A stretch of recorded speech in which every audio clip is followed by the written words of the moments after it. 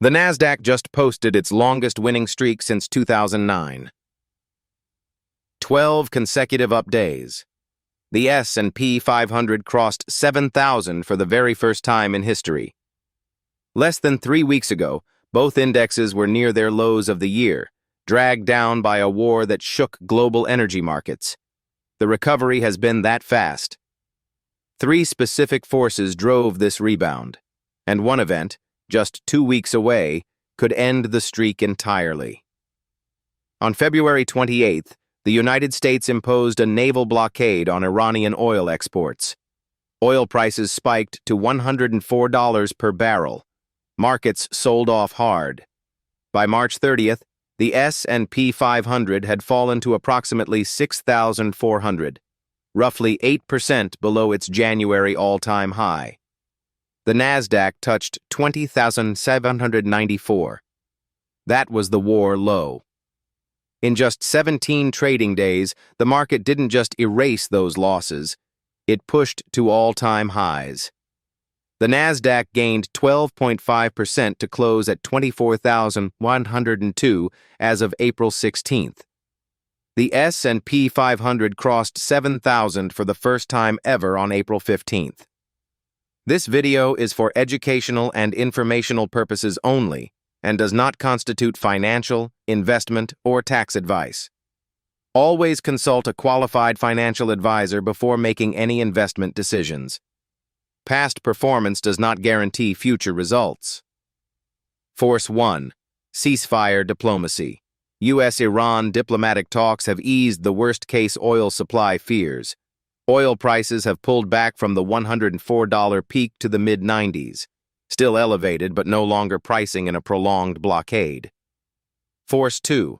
AI and technology momentum. On April 15th, AMD surged 7.8% and Microsoft gained 2.2% as analysts raised forecasts on AI chip demand. The information technology sector is tracking 45% year-over-year Q1 earnings growth, the strongest of any sector, according to FactSet. Force 3. Bank earnings beats. Goldman Sachs reported Q1 EPS of $17.55 against a consensus of $16.47, a 6.6% beat. Morgan Stanley posted $20.6 billion in quarterly revenue, a record high. Financials are tracking 15.1% Q1 earnings growth, according to FactSet. The underlying earnings data backs the rally.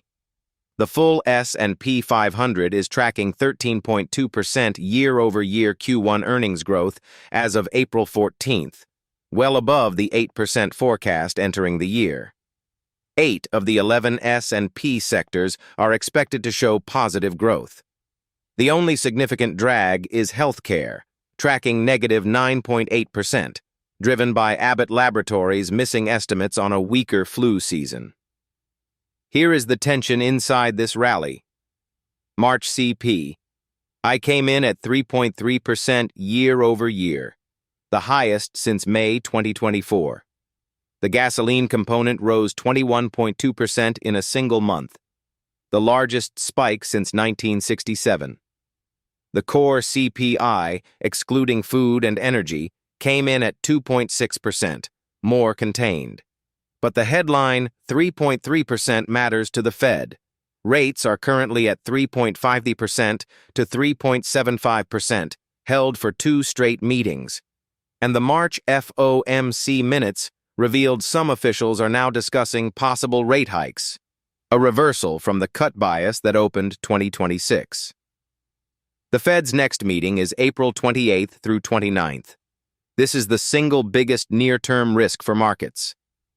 If Chair Powell signals rate hikes are back on the table, growth stocks reprice fast. The word to watch.